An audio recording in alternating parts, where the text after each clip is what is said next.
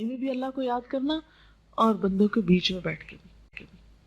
عموماً ہم جب لوگوں سے ملاقات کرتے ہیں تو اس میں ہم اللہ تعالیٰ کا نام لینا نہیں پسند کرتے یا اللہ کی بات کرنا نہیں پسند کرتے، ہم دنیا بھر کی باتیں کریں گے، زیور کپڑے کی باتیں کریں گے، ادھر ادھر کی باتیں کریں گے، لیکن اللہ کی بات نہیں بیٹھ کے کریں گے اکٹھے۔ اور پھر اسی طرح جس طرح کی ذکر کی مجلس میں آپ اس وقت بیٹھے ہوئے اور آپ میں سے ہر ایک محسوس کر سکتا ہے کہ اس وقت ہمارے دل کی حالت اچھی ہے بنسبت اس کے کہ ہم تنہائی میں کہیں بیٹھے سوچ رہے ہوتے، کیونکہ اللہ کا ذکر ہو رہا ہے نا یا دین کی بات ہو رہی ہے۔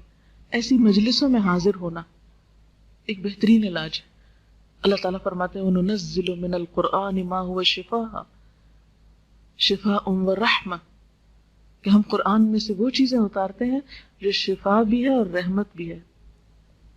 قرآن پاک کے لیے ہدن و بشرا کا لفظ آتا ہے، ہدایت اور خوشخبری ہے، یعنی دلوں کی خوشی کا سامان ہے اس کتاب میں، اور اکیلے تلاوت بھی فائدہ دیتی ہے اور کسی مجلس میں محفل میں بیٹھ کے سب کے ساتھ قرآن پڑھنا بھی فائدہ دیتا ہے۔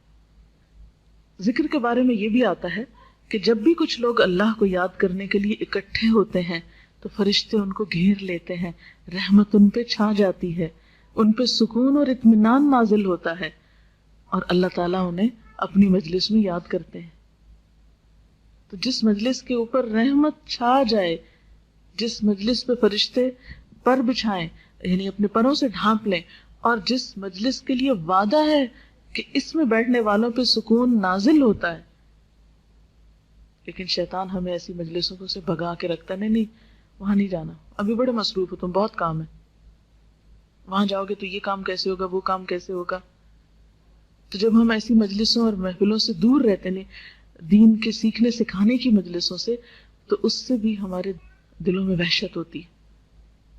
تو بطور علاج ایسی جگہوں پر شریک ہونا چاہیے، یعنی علاج کے نقطہ نظر سے۔ پھر اسی طرح دعا جو ہے ان مشکلات میں بھی فائدہ دیتی ہیں جو اتر چکی ہیں، اور ان میں بھی فائدہ دیتی ہے جو ابھی نہیں اتری۔ یعنی حدیث کا مفہوم یہ ہے کہ دعا ان مصیبتوں اور بلاؤں میں بھی فائدہ مند ہے جو آ چکی ہیں انسان پہ، اور ان میں بھی فائدہ مند ہے جو ابھی آئی نہیں، ان کو پیچھے ہی روک رکھتی ہے۔ اس لیے دعا بہت مؤثر علاج ہے۔ قرآن پاک میں اللہ تعالیٰ فرماتے ہیں وَقَالَ رَبُّكُمُ ادْعُونِي أَسْتَجِبْ لَكُمْ، تمہارا رب کہتا ہے مجھے پکارو، مانگو تو صحیح، میں قبول کروں گا تمہاری دعا۔ لیکن شیطان عموماً ہم کو بہکاتا ہے کہ نہیں تم تو اتنے گناہ گار ہو، تمہاری نہیں سنی جائے گی، وہ کوئی اور ہی لوگ ہوتے ہیں جن کی دعائیں سنی جاتی۔ کس نے آپ کو بتا دیا کہ جب آپ کا رب آپ کو کہہ رہا ہے ادعونی استجب لکم، مانگو مجھ سے دوں گا میں تم کو، پھر ہم کیوں نہیں مانگتے؟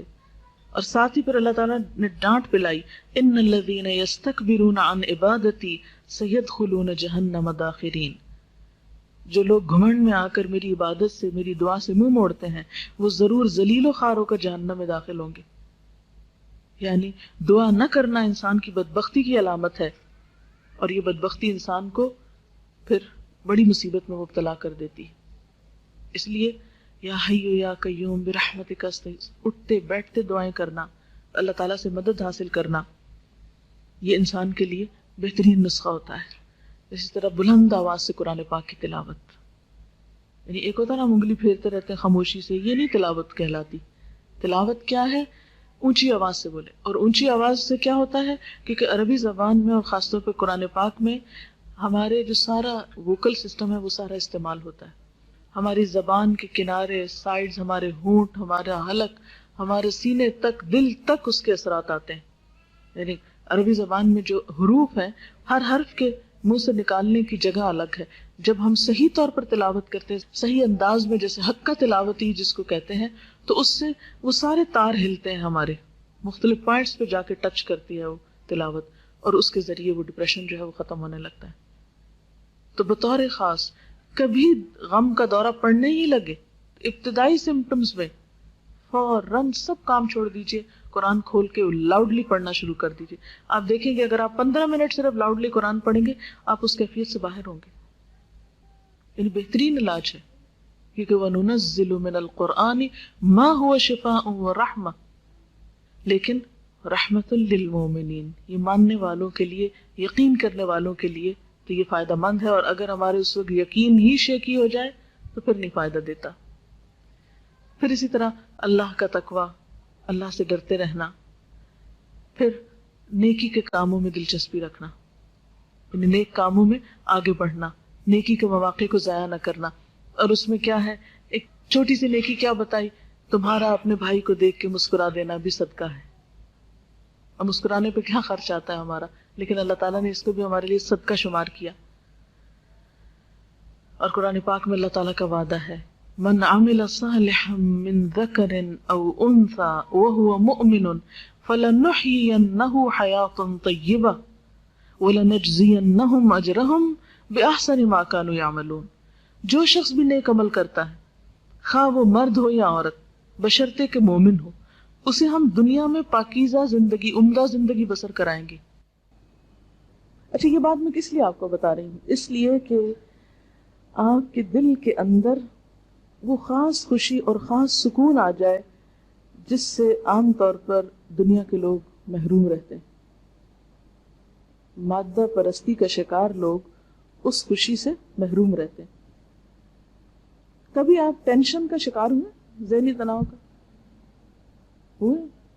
یہ آج کے دور کا ایک بہت بڑا مرض ہے، بہت بڑا مرض ہے، کھا رہا ہے انسانوں کو اور ان کی صلاحیتوں کو. اللہ تعالیٰ نے ہر مرض کے لیے دوا پیدا کی، ہر مرض کی دوا ہے. سٹریس مینجمنٹ آج کے دور میں ایک سائنس بن چکی ہے، اور مختلف طریقوں سے، ہیلوں بہانوں سے لوگ علاج کر رہے ہیں. تو آئیے دیکھتے ہیں کہ ہمارا دین اس کے بارے میں ہمیں کیا حل دیتا ہے. یہاں میں مولانا وحید الدین صاحب کی ایک تحریر پڑھوں گی اور اس کے ساتھ ساتھ کچھ کمنٹ کروں گی. زندگی میں بار بار مسائل اور مصائب آتے ہیں، زندگی میں بار بار مسائل اور مصائب آتے ہیں، یعنی مصیبتیں آتی ہیں. ایسا ہر مرد اور عورت کے ساتھ پیش آتا ہے، یعنی کوئی ایک غیر معمولی چیز نہیں، سب کے ساتھ ہوتا ہے. ان مسائل اور ان مشکلات سے کس طرح کامیابی کے ساتھ نپٹا جائے، مقابلہ کیسے کیا جائے، اس کا جواب قرآن کی سورت نمبر 2 کی ایک آیت میں ملتا ہے.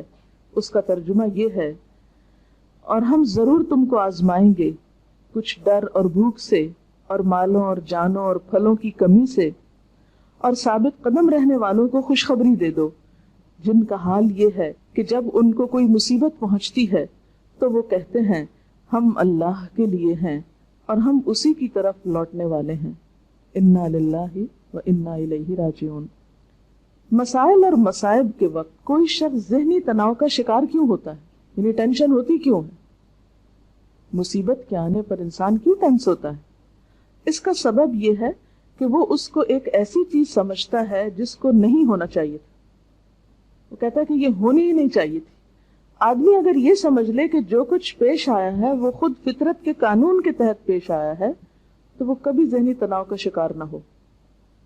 یعنی ہم کہتے ہیں اسے نہیں ہونا چاہیے تھا، اگر انسان مان لے کہ نہیں اس کو تو ہونا تھا، اور ایسا ہوتا رہتا ہے، اور یہ زندگی کا ایک حصہ ہے، اٹس پارٹ آف لائف.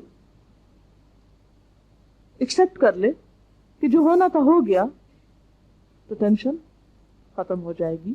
مثلا اگر آندھی اور بارش آئے تو وہ بھی انسان کے لیے مسئلہ پیدا کرتی.